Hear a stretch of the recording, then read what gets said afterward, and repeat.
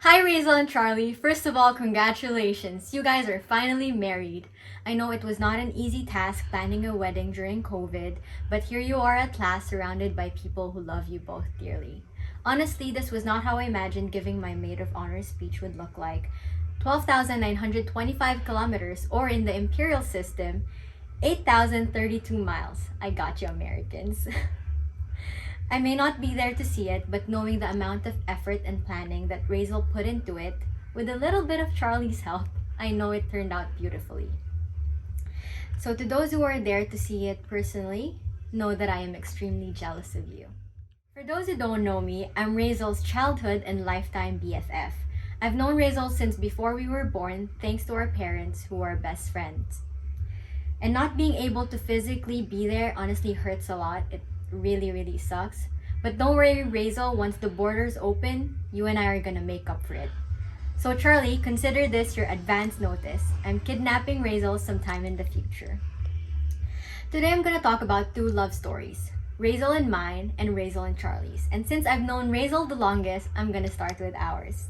So Razel and I grew up together, but after Tita Eri left for the States, I only ever saw her once. And I remember it so vividly because she broke little Isha's heart that day. I remember it was at the grocery store and she was with Tita Twinkle.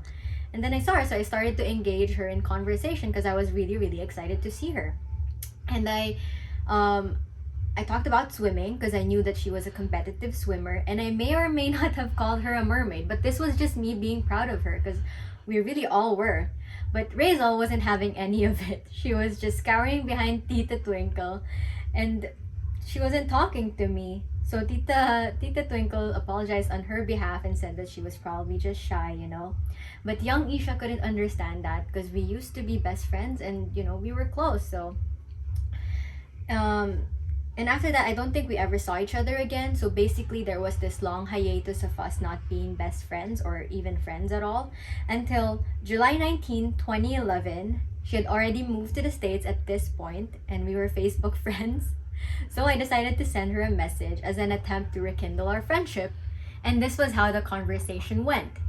So I said, "You know David Arch?" And she says, "The singer?" And I said, "Yeah." She says, "I know of him. Why?" And then I said, "My husband, lol." And Razel was like, "Haha, okay, lol." I think it's important to note that this was over 10 years ago and that we were young, so no judgment. But after this, we would just send each other messages, mostly me sending her, hazy and asking her what's up, until in 2015 when I went to America for an internship and we spent 1 month in Texas. And honestly, at first I was worried that we would have nothing to talk about. But honestly, it couldn't have been further from the truth. We talked about anything and everything. We found our rhythm again, and it's like we never skipped a beat. We were back to being BFFs, and the rest is history. She finally embraced my clinginess. Razel is one of the most kind-hearted and genuine person you can ever meet. She's the kind of person that puts other people before her own, and she always wants to make sure that no one feels left out.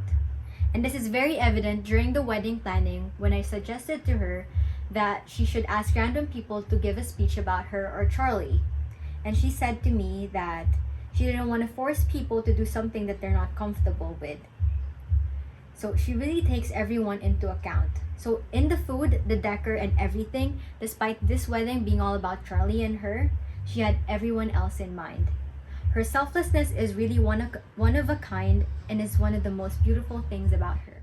She has a servant's heart, and I guess it makes sense why she's studying to be a teacher.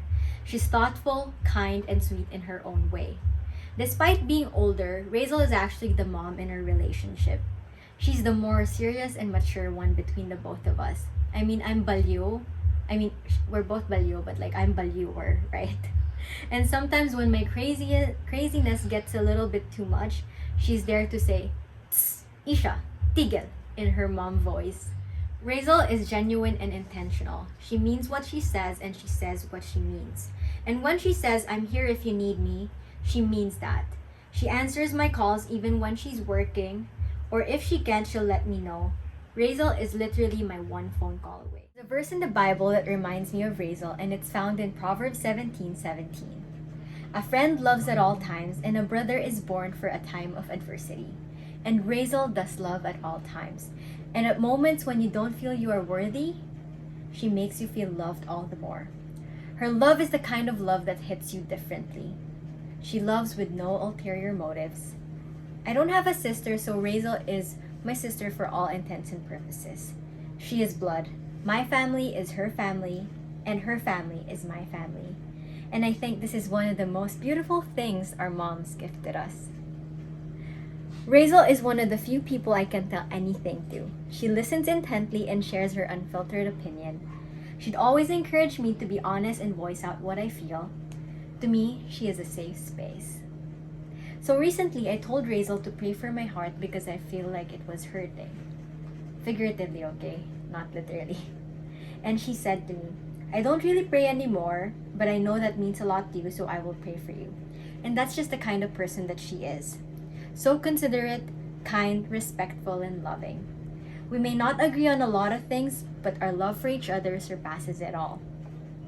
The distance makes it hard to be in each other's lives, but if the foundation is as strong as ours, distance, time difference, disagreements, and whatever may come our way doesn't stand against us. Now let's talk about Charlie. So we all know that Raizel and Charlie met at the Cheesecake Factory. And I remember when Z and Charlie first got together, Z actually had to fly down to Manila for holidays. And already I could see something in her smile that told me Charlie was different. She was excited to head back to the States to see Charlie again despite being on holiday in the Philippines, and it's like paradise here. And to think that they were only dating for a couple of weeks at that time. And if you know Raizel, you know that she's not clingy, nor does she get easily attached. So that says a lot. If I were to describe Charlie, the three adjectives I'd use are witty, kind, and crazy. He's the kind of person that would not put up with people being rude to the waitstaff. But so is Raizel. Charlie is kind to Raizel. Duh, I mean, that's why they're getting married, right? And he is kind to her family and her friends. Okay, so random story time. On our last day in Ohio, we actually all hang out together and we went to this Ferris wheel, played 90s arcade games, and we walked around Cincinnati. But, you know, that's when I realized that like I just love being around them. They never once made me feel like I was the third wheel. So anyway, when it was time to bring me to the hotel, we were told to go to Marriott, the one near the airport. Literally, that's what they said. Go to Marriott, the one near the airport. So we Googled Marriott and went to the first hotel that we saw, Marriott Hotel.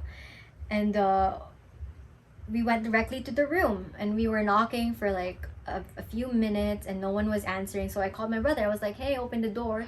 And then my brother was like, no one's knocking, but we thought we were being pranked, so we just kept on knocking. And then after a couple of minutes, we finally realized that maybe it wasn't a joke. And we realized that we were actually not in the wrong room, but the wrong hotel. But my goodness, that was epic. And if you're not laughing, I guess it's just, you know, one of those moments where you had to be there. But that mistake gave us a few more minutes of singing loudly and out of tune in the car, courtesy of Charlie and Di. Raizel doesn't sing, well, her voice, she does sing, her voice is amazing, but she's normal. She doesn't sing very loudly, like, you know. And me hugging Raizel from the back seat and telling her how much I love her and how much I'll miss her. Charlie has increased Raizel's tolerance for weird and crazy, which is amazing for me because it means Raizel's patience for my shenanigans is now a lot longer. I love how Charlie can make Raizel laugh the kind of laugh that echoes in the room. I love how Charlie is Raizel's safe space. I love how they complement each other, and I love how perfect they are for each other. Charlie was not really a matter of if, but a when. So Charlie, I'm gonna tell you a secret. We actually knew you were gonna propose before you did because Raizel found your online order for the ring. And I think Raizel even found the box, but she didn't want to open it because she wanted her reaction to be genuine. Although you did propose before we thought you would, so that's still a surprise. Good job on that. So here's to Charlie and Raizel. May you have a blessed union. Know that I'm always here for you. You're one of my favorite couples and I love you both dearly. Cheers. I have milk because I'm still a growing child.